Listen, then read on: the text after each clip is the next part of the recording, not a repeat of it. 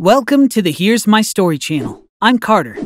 Somebody was knocking on my door, waking me from a deep sleep. My room door opened and one of the housemaids stuck her head inside. "I hope I'm not disturbing you, sir," she said. "Well, obviously you are. I was sleeping peacefully," I yelled. "My apologies. Your mother asked me to call you. She's in the white lounge waiting for you," she said. My dad's dog, Astro, shoved his way inside, pushing past the startled maid. He jumped into my bed, barking happily, licking my face and pawing me. "Get out of my room!" I screamed at him and the maid. The maid left quickly, and Astro whined at me nervously. Pushing him off my bed, I stormed to the white lounge.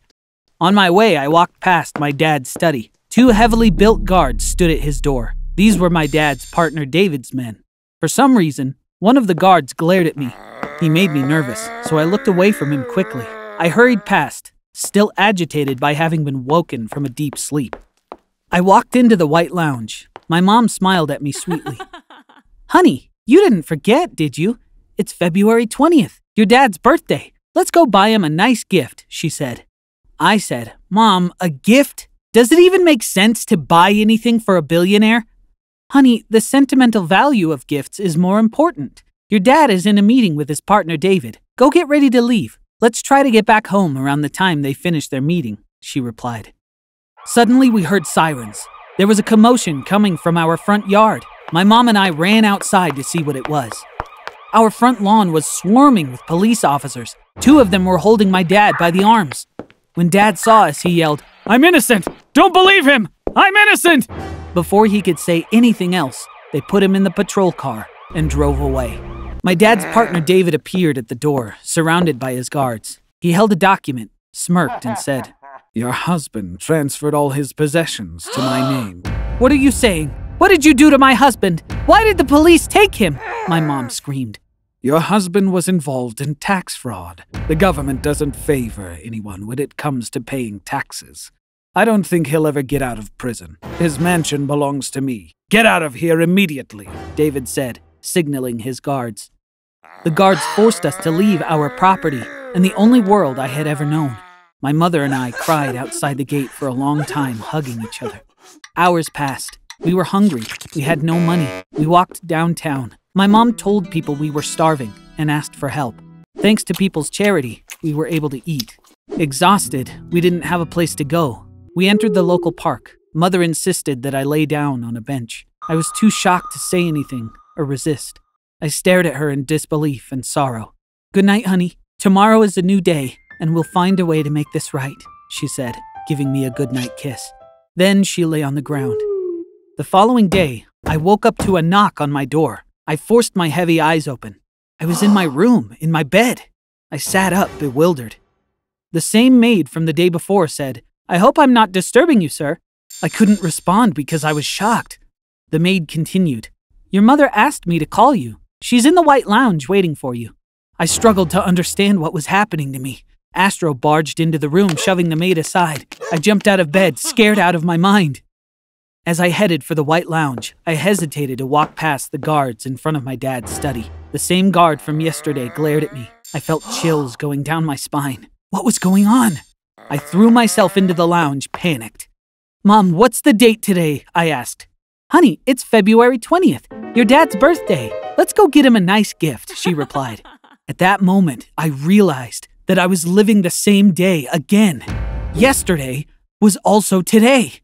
We heard the sirens. I ran out to the front yard with my mom. My dad was standing between two officers in handcuffs. When he saw us, he cried, "I'm innocent! Don't believe him! I'm innocent!"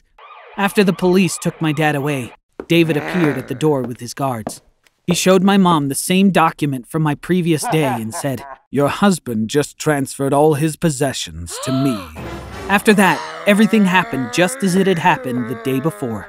The following morning, I woke up to the maids knocking again. I was in my room. It was the same day all over again. The maid stuck her head in and said, "I hope I'm not disturbing you, sir." Of course you're not. I should have been up already," I replied.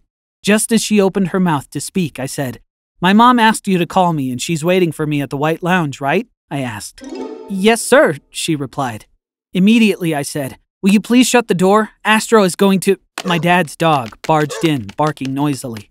I ignored him, put on some clothes, and left my room. I came to my dad's study. I need to see my dad now. It's urgent, I said to David's guards. One of the guards snarled. He's busy. Get out of here. He shoved me out the door. I walked into the white lounge, disheartened.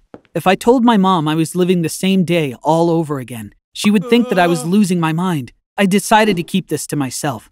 Honey, you didn't forget, did you? It's February 20th today, your dad's birthday. Let's go get him a nice gift, she said. Then we heard the sirens, and everything repeated. There was only one difference. All day, until I went to sleep, I couldn't stop thinking about how to reach my dad and warn him before the police arrived. In the morning, I woke to the maids knocking again. I didn't do anything until the guards kicked us out into the street. My mom was crying, as always. On the other hand, I was trying to get to the city center as soon as possible because I'd found a way to get rid of David's guards. I was going to become an expert in martial arts. I was determined to beat them at their own game and get to my dad. Mom begged for money. We had food. I told my mom to wait for me in the afternoon and left her at the park where we slept. I had seen this dojo called Hoffman's Martial Arts Academy on my way to school. I had done some research on it because I was curious. A famous UFC mixed martial artist founded it. When I thought of becoming a master in martial arts, that was the first place that popped up in my mind. I was so worried about what the owner might think. I had no money and couldn't make money because I was living the same day all over again. It was pretty busy inside. Students were practicing with martial arts teachers. A well-built man was watching them from the side, and he was who I was hoping to meet, the legendary UFC champion, Edward Hoffman. I walked up to him and said, I want to be a master like you, but I have no money. If you let me in, you'll be doing a bigger favor to me than you could ever imagine. The great master nodded with a smile. I need to get a black belt as soon as possible. How long will that take? I asked. You need 1,500 hours for a black belt. If you practice 5 hours daily, you'll become a master in 300 days, he said. That day, I had my first 5-hour class.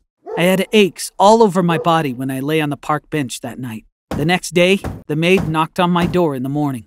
I jumped up from the bed with fresh energy. Thanks so much. I know my mom's waiting for me. I'll be with her shortly, I said. Astro barged in, barking. I played with him for a while, and then left my room.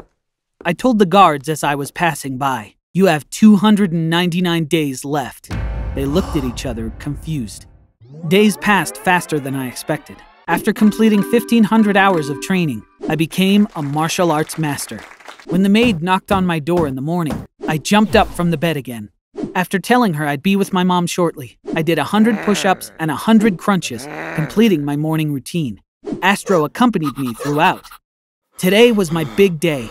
I left my room feeling confident in myself. I'm going in, I said to the guards as I stood in front of my dad's study. They always tried to stop me and said, You can't! Now get out of here! This time, they didn't stand a chance. I knocked them to the ground and tied them together with a rope, all in just under a minute. My dad's study was locked from the inside. I broke the door down with a kick and walked inside. David was holding my dad at gunpoint, forcing him to sign some documents. Dad, don't sign them! I screamed. Son, please leave! This man is dangerous! My dad replied. No, I'm the one who's incredibly dangerous, I said, knocking the gun out of David's hand with a kick. I heard a voice say, All right, son, leave the rest to us. I turned around. The police were at the door. We saw everything. This man called us and claimed your dad was involved in a tax evasion scheme. Now we know he set your dad up. He's the guilty one, the police chief said while handcuffing David. My mom heard the commotion and hurried to the room. Oh my God, are you okay? She shrieked. My dad said, Honey, I'm so proud of our son. David was trying to force me to sign a document transferring all my possessions to his name and an admission of guilt in a tax evasion scheme. Thankfully, Carter saved me at the last minute. Carter, when did you learn to fight like that? I thought all you did was play video games. How did you find the time to master a martial art like that? He asked. I couldn't say anything else because there was no way they would believe me. That night, I resisted sleep for a long time. Yes, I was in bed this time, and I was so scared that I would wake up in the same day the next morning. I must have fallen asleep eventually. I woke up with a kiss from my mom the following day. Honey, wake up. We couldn't celebrate your dad's birthday yesterday. We should get him a gift and celebrate his birthday today, she said. Since it was my dad's birthday yesterday, today must be February 21st. Yes! I'd finally managed to make it past February 20th. Every day after that was a new day.